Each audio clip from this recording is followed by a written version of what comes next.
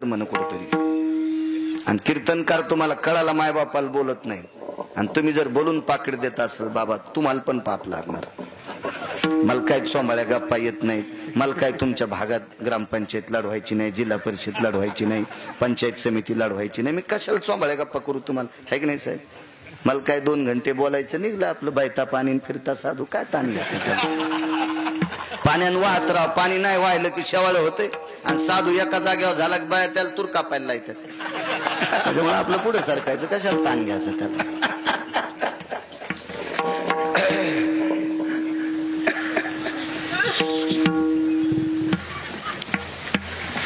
बघा म्हातारी म्हाताऱ्याच्या जवळ बसली, जुन्यातली बाई होती हो। पाहिलं मी, नवऱ्याचे पाय चोरीत होती। दरुजातून पाऊल टाकल्याबरोबर म्हातारीला मनमनू प्रणाम केला। जी मालकाची सेवा करते त्या बाईच्या पाया पडाव, बोरेश्वराचं दर्शन झाल्याचं पुण्य मिळते, पांडुरंगाचं दर्शन झाल्याचं पुण्य भेटते। आणि जी बाई नवऱ्याला शिव्या देते ती दिसली की नाही गाय कापलं तरी गाय कापल्याचं पाप लागते। हो, पतिद्वेषी बाई वाईट असते, वाईट असते। मला पाहिल्याबरोबर म्हातारी खुर्चीवरून खाली उतरली आणि बाजूला जुनी बाई तुम्ही अजून बी बघा हो, खेड्यापाड्यामध्ये जर एखादोन पाहुणे बसले असतील, एखादी जुनी म्हातारी असेल आणि सुनानं तिला जर चहा दिला असेल तर पहिली गोष्ट लोक काय देखता घेतच नाही, घेतला म्हातारीनं तर भिंतीकडे तोंड करून चहा पिती म्हातारी। मी अशा पाहिल्या महाराष्ट्रात म्हाताऱ्या, इतकी पवित्र संस्कृती माझ्या भारत देशाची, माझ्या महाराष्ट्राची, जुन्या म्हाताऱ्या जुन्या। अजून बी लक्षात घ्या, वय झालेली म्हातारी माणूस दिसला की पदराला हात लायती, हे काय नाही बाबा, काय सत्याला दम नाही, भागवताला दम नाही, रामायणाला दम नाही, शिवपुराणाला दम नाही, प्रवचनाला दम नाही, कीर्तनाला दम नाही, गुण कोणाला आहे? हो, शेतकरी आसूड खांद्यावर हिशोबात ठेवतोय, आसूड खांद्यावर हिशोबात ठेवतोय, त्या आसुडाच्या बेहिसाबातले पदर खांद्यावर तुमच्या, कशाला कीर्तन ऐकायचे, कशाला? मी रात्री सांगून गेलो, स्त्रीची पाठ परपुरुषाने पाहायची नाही आणि आपली पवित्र पाठ परपुरुषाला दाखवायची नाही।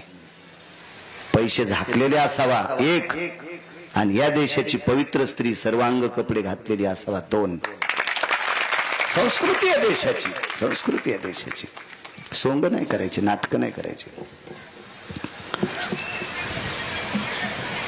कपाळ भरून कुंकू लावलेलं, नका लावू कुंकू, बारीकशी टिकली का लाईन, नाहीतर मग हप्ताभर नवऱ्याला लावली पाहिजे।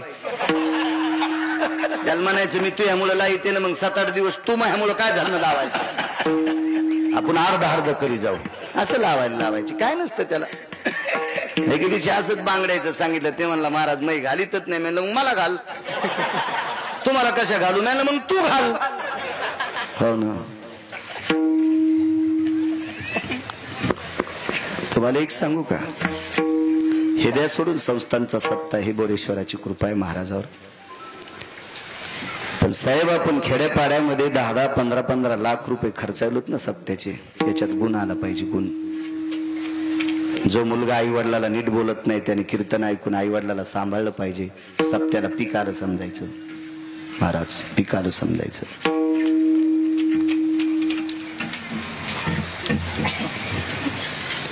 कोणी तंबाखू सोडित असेल सप्त्यातलं कीर्तन ऐकून, सप्त्याला पीक आलं समजायचं, गुटखा सोडित असेल सप्त्याला पीक आलं समजायचं। आणि आपल्याला जर आपण काहीच गुण येत नसेल तर मग शिनाला समजायचं। एक जणांना 28 लाख रुपये खर्चिले, म्हातारं मेलं, कोरोनामध्ये म्हातारं मेलं। आणि एक जणाला जमीनच 4 एकर सगळी विकली म्हाताऱ्याच्या दवाखान्यासाठी, आणि म्हातारं वाचलं। दोघायला भेटायला गेलो, ते म्हणलं महाराज 2-4 कोटी रुपये जमा होते, जमीन तर भरपूर आहे, पण 28 लाख रुपये संपुस्तरच म्हातारं मेलं, सीन आला।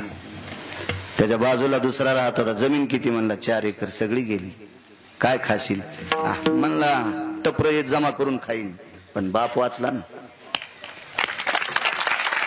म्हणजे 4 एकर जमीन गेली तरी सिन्न आला का? वडील वाचले. तसा आपण सप्ताहात खर्च करतो की याचा गुण आला पाहिजे. 50 म्हाताऱ्याने तंबाखू सोडी तर काय पॅरालिस होतो तुम्हाला? सोडा तंबाखू. हा काही झोपीत तंबाखू खाचन झोपी जाच. 90,000 मसड आणली तुरी इकून. कीर्तनात पैशात तुरीच्या पैशात मसड होती. 90,000 रुपयाला मसाड आणली. आमच्या शेजारची म्हातारी संध्याकाळी तंबाखू खाऊन झोपायची, तशीच शेण आणायला गेली. हिच्या तोंडाचा मशीन वास घेणं आणि 1.5 घंट्यात मसड म्हणणं संगत झालं. 1.5 घंट्यात मसड मिली. 1.5 घंट्यात. मग हिच्या तोंडाचा वास घेतल्यावर आमची 90,000ची मसड मरती, तर हिनं नातवाच्या गालाला तोंड लावल्यावर काय व्हायचं त्या नातवाचा विचार करा तुम्ही. हा त्याचा सगळा बुद्ध्यांक जळण आणि ते एटीएम फोडायचंच काम करीन ना पुन्हा. आहे का नाही? किती आगाव पण आहे. पहिले तुम्ही सुधरा माझ्या माईनो, तुम्ही सुधरा. हे म्हणते मेला कोण्या कीर्तनात आमच्याच बॉम्ब टाकतो. त्याचं कारण सांगतो तुम्हाला. मी जरी इतका शहाणा बाप असेल तरी माझ्या मुलांना वेळ किती देऊ शकतो मी? 20%. माझ्या मुलांना जास्त वेळ कोण देतय? माझी बायको. साहेब प्रत्येकाचं असंच आहे. पुरुष हा बाप हा जास्त वेळ देऊ शकत नाही मुलाला. मुलाला जास्त वेळ देत असती त्याची आई. म्हणून या महाराष्ट्रातली आई विवेक संपन्न असली पाहिजे, विवेकाचं शिखर गाठलेली असली पाहिजे. आणि मग तशी आई असेल मग लेकरांना घडवत असते. ती घडवत असते. काय बाई होती तिच्यावर सांगत होतो. खाली बसल्या सुनबाईनं चहा मला आणला. आता औपचारिकता आहे म्हणून कीर्तनात चहा सांगायला, नाही तर काही चहा कीर्तनात सांगावं अशी काही गरज नसती. चहा आणला मला. तर मग मी म्हणलं बाई ताई ताई म्हणलं तिला. ताई ताई म्हणायच्या लायकीची नव्हती पण म्हणलं मी तिला ताई. म्हणलं ताई. मला खातिके घालन ना हातिके बाल लगेच कळतेत ना. माया का गोळ्या संपलेल्या आहेत का काय? चेहरा पाहिल्या पहिला सांगतो कोण किती पापी आहे म्हणून, कोणावर किती कर्ज आहे. मी आता सांगू का 2-4 जणांचं? पण उगा अपमान होत असतो ते. त्याच्यामुळं नको नको नको नको नको. लगेच कळत असतं माणसाला ते. या आणि मग म्हणलं ताई दादांना द्या ना. बर आणला तिनं असा अर्धा कप दादाला. म्हणलं घ्या दादा. नको महाराज राहू द्या, लघवीचा त्रास होतो. घ्या घ्या, सकाळी घेतलेला आहे. घेतला म्हाताऱ्यानं. मी घेतला. मी म्हणलं ताई बाईला द्या ना. ती मला एक म्हणली असती तर धकलं असतं साहेब. महाराज आमच्या बाई सकाळी एकदाच चहा घेतात. पण त्या पांचट बाईच्या तोंडातून एक शब्द पडला. गिरगावकराच्या मुंग्या निघल्या कानातून. महाराज आमची म्हातारी सकाळी एकदाच घेती. म्हातारी शब्द सासूला वापरला. इथं जर एखादी सून सासूला म्हातारी म्हणत असेल तर बोरेश्वराची शपथ घेऊन सांगतो तिच्या जिबीला आजार होईल.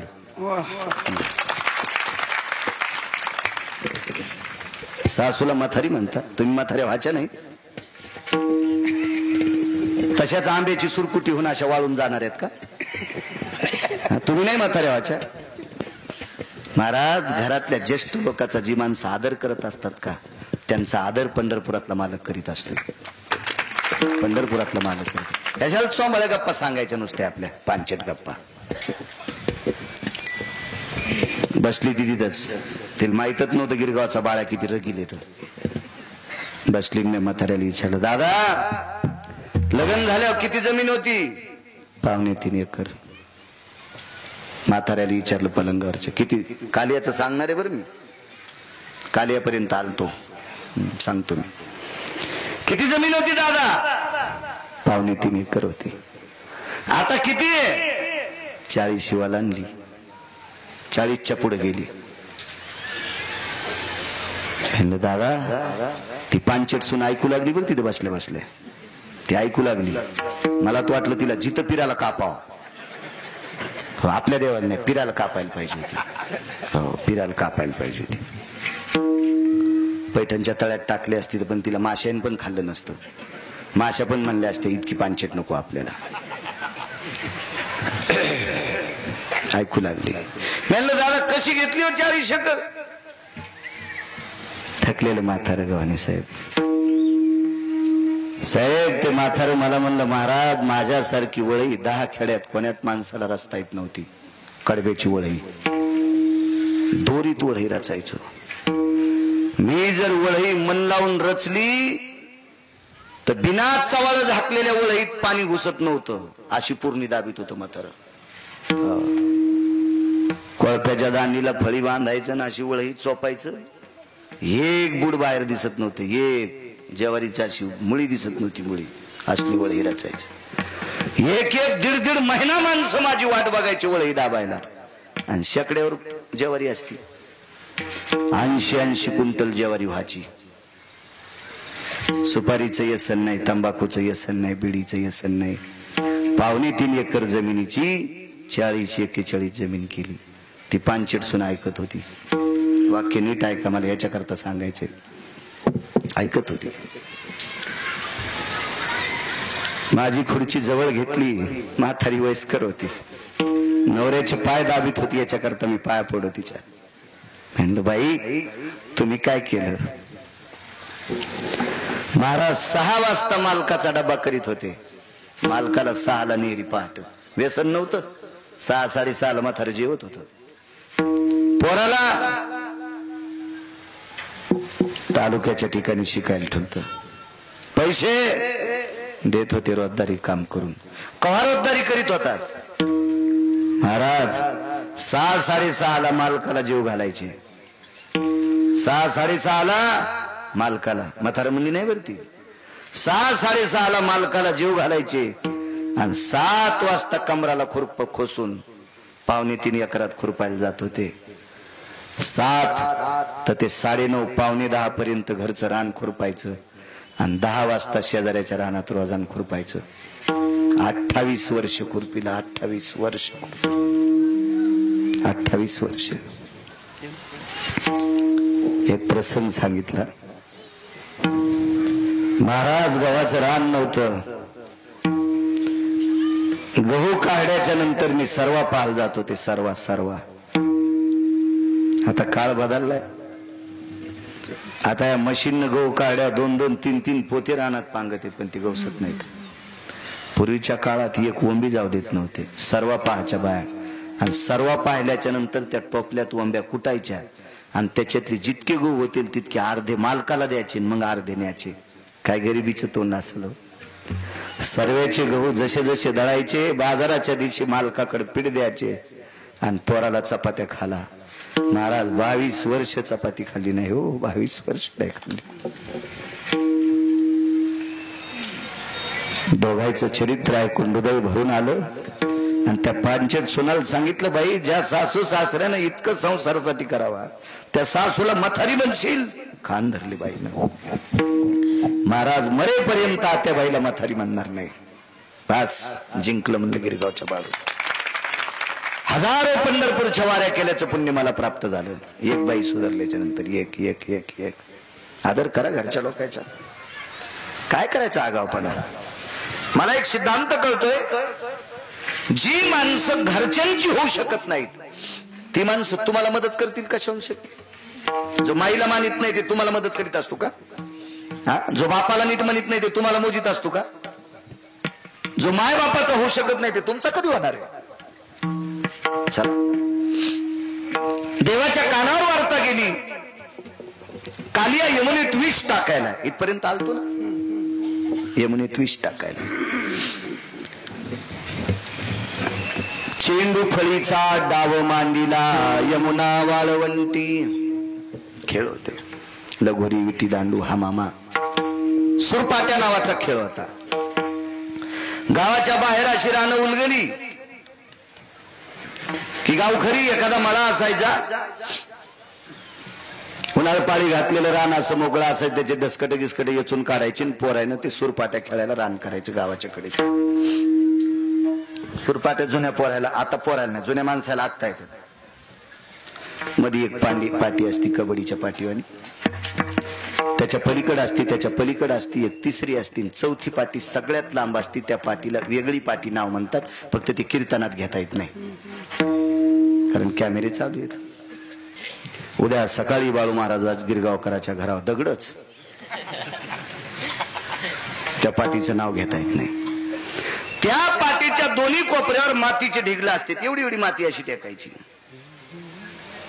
1 नंबरच्या पाठीवर गेलं चालतंय, 2 नंबरची वर गेलं चालतंय, 3 नंबरची वर गेलं तरी चालतंय, पण 3 नंबरची पाठी ओलांडून पलीकडे गेलं, गाभडलं रे त्या म्हणती, गाभडलं रे त्या म्हणती, गाभडलं रे त्या म्हणती, गाभडलं रे त्या म्हणती. खेळा खेळाची ऐक निघुती, खेळा खेळाची ऐक निघुती, सुरपाट्या रे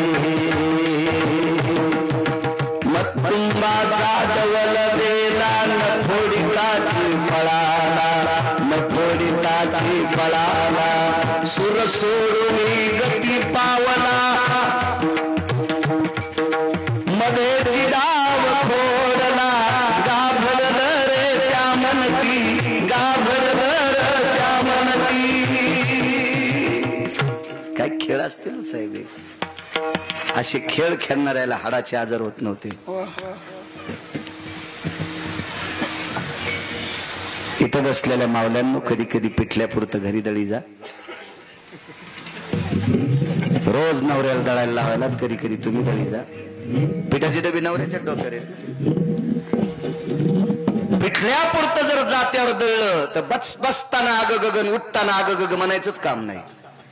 9 ठिकाणचं कॅल्शियम मोकळं होते, मनगटातलं, दंडातलं, कोपरातलं आणि मानातलं. पिठल्यापुरतच दळायचं, कठान तेवढंच दळायचं, भाज्यापुरतं, पिठल्यापुरतं. शरीराला वर्जच असावा, वर्जच असावा. काय जात्यावर गाणे होते पहिले, काय गाणे म्हणायच्या. जुनं लयच गोड होतो, काही काही गोड होतो, जुनं काही गोड होतो. अहो आताच्या पांचट आहे ना, पांचट भजन तयार केलेत. पांचटपणा पण लाजायला. ते म्हणला मी इतका पांचट नाही हो, इतकं पांचट भजन म्हणतोय. पांचटपणानं पत्र पाठिलं कोर्टात की मला याच्यानंतर मौनाव द्यायचं नाही. राधा रंगानं दिसते छान, तिच्या येणीला गोंडे 2, आणि राधेला गोंडे लावायची काय गरज आहे.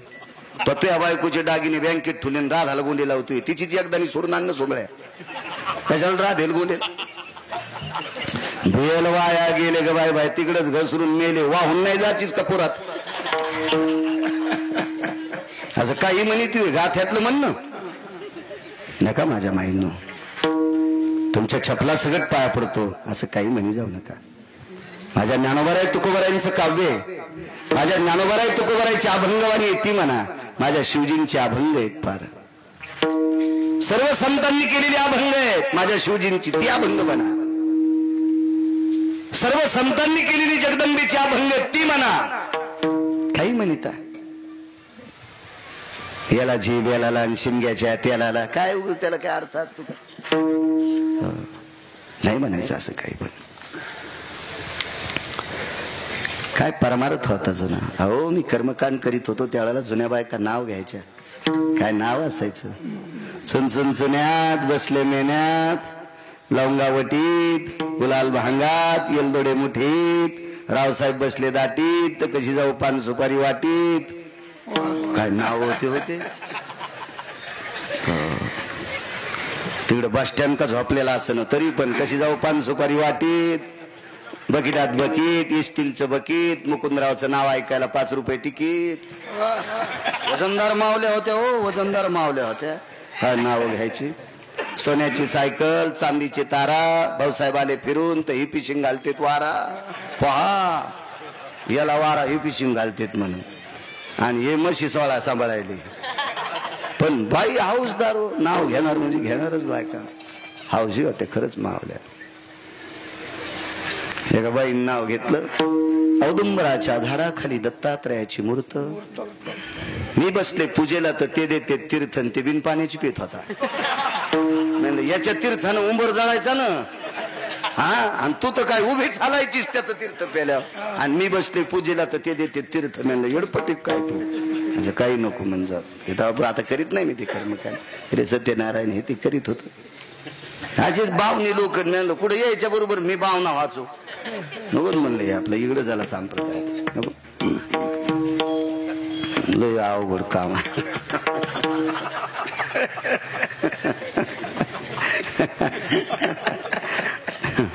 काय धोरणात इतकं माणसं आले, सारी धोरणं सुटलेली त्याची. काय जुना काळ होता, आनंद होता जुन्या काळात, फार आनंद होता.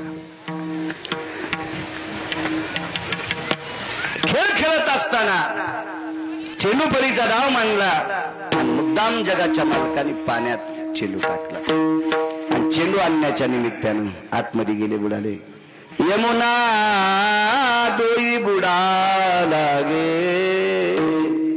कृष्ण डोई बुडा लागे, यमुनेच्या डोहात बुडाला. अख्ख्या गोकुळात चर्चा. आबाल वृद्ध सर्व यमुनेच्या तीरावर आले. सगळ्यांनी विचार केला, या डोहामध्ये कालिया नावाचा सर्प राहतो, यांनी कृष्णाला खाल्ला असेल. मध्ये गेल्याबरोबर कालियाच्या पत्न्या होत्या.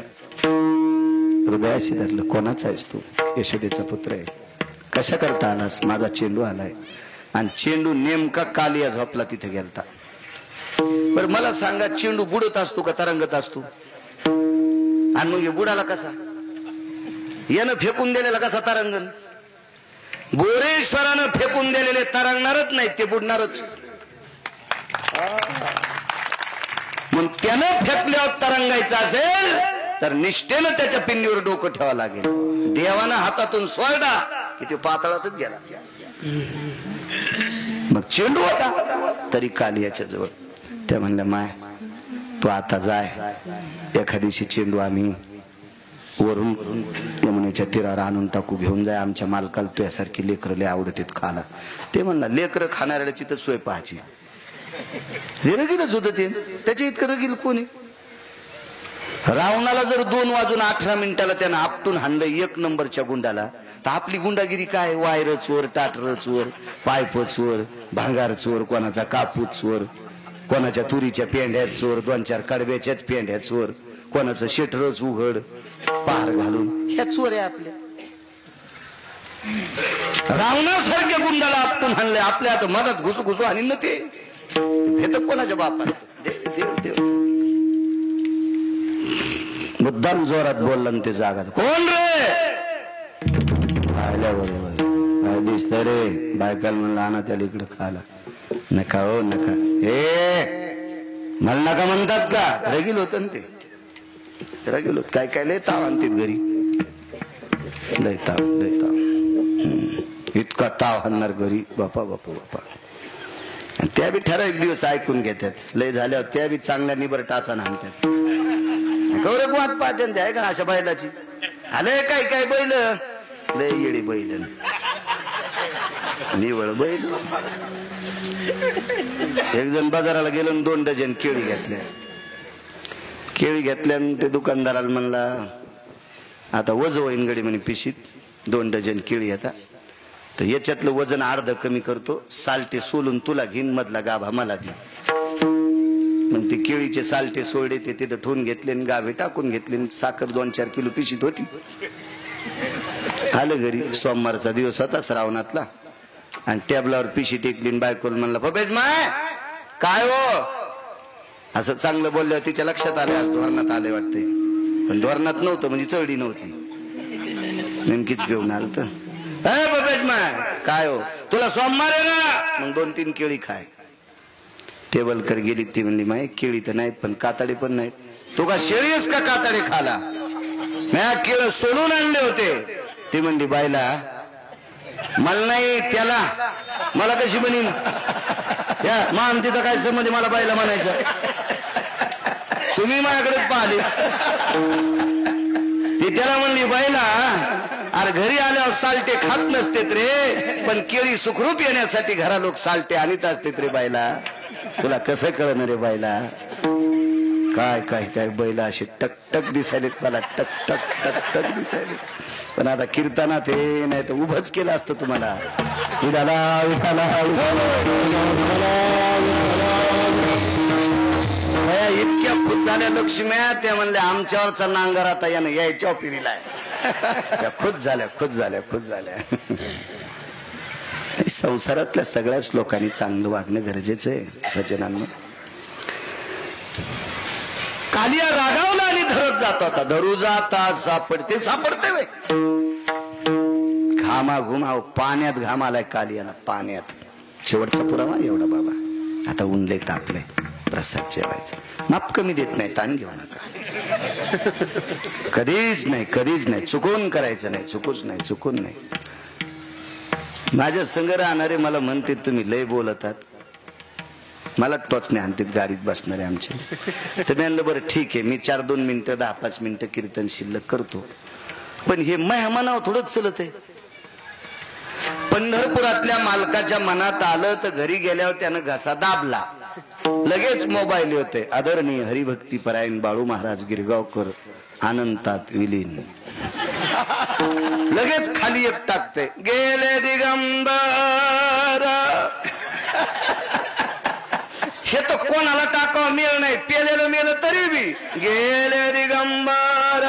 रुमण्यान हाणायला पाहिजे तेल लावू लावू. भाडव्या ते अभंग कोणासाठी नालाय का सुमळ्या पांचटा अपमान करतो देवाच्या अभंगाचा. भंगिऱ्यासाठी टाकतो ते वाक्य. मग मला सांगा, साळुंकी मंजुळ बोलत शिवानी बोलविता धनी. कोणात ताकद आहे महाराज? तुमचा हात चालायची कोणात हातात ताकद आहे? त्याच्यात. त्यानं कृपा काढली, तुम्हाला पक्वाद वाजता येत नाही. त्यानं कृपा काढून घेतली, बाळाला बोलता येत नाही. बोलविता धनी वेगळाची. त्याच्या नावाकरता 10-5 मिनिटं बोललं तर काय होतंय? चला शेपटी धरली,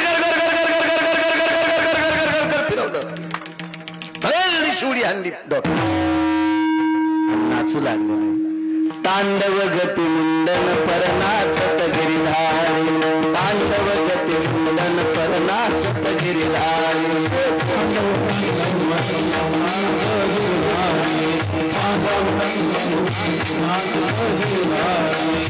तांडव गती मुंडन परनाचत गिरिधारी. तांडव गती मुंडन परनाचत गिरिधारी.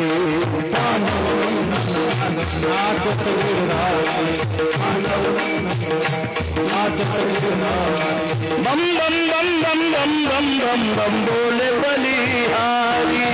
बम बम बम बम बम बम बम बम बोले बलिहारी.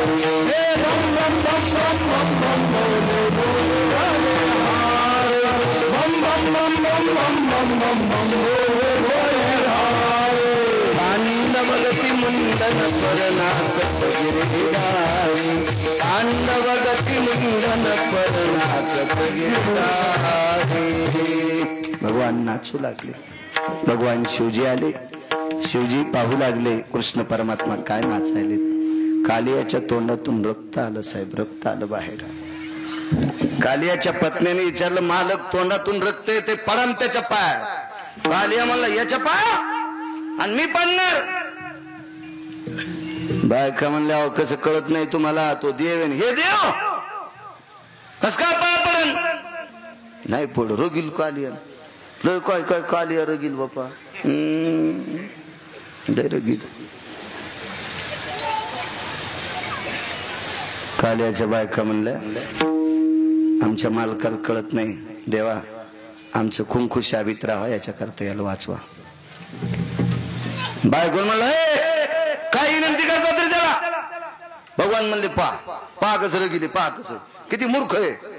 मूर्ख म्हणल्यावर काले देवाला म्हणला, मला मूर्ख म्हणलाच कस काय?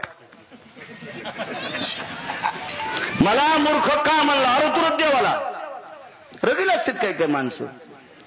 भगवान म्हणले तू मूर्ख नाहीत कस काय? मी मूर्ख कस काय म्हणले? मग तो विष काप यमुनेत टाकलं. हा ऐक म्हणले, ऐक ऐक ऐक. कालिया म्हणला, देवा आता गाव जाऊ बोलतो, मला सांगा सर्पाला जन्म कोणी दिला? भगवान म्हणले मी दिला. मग सर्पाला दात कोण दिले?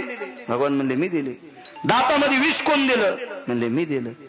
मग देवा सर्पाला जन्म तोच दिलास, सर्पाला दात तोच दिलीस, सर्पाला विषाचा दात तोच दिलास, सर्पाला विषाची पोकळी तोच दिलीस, आणि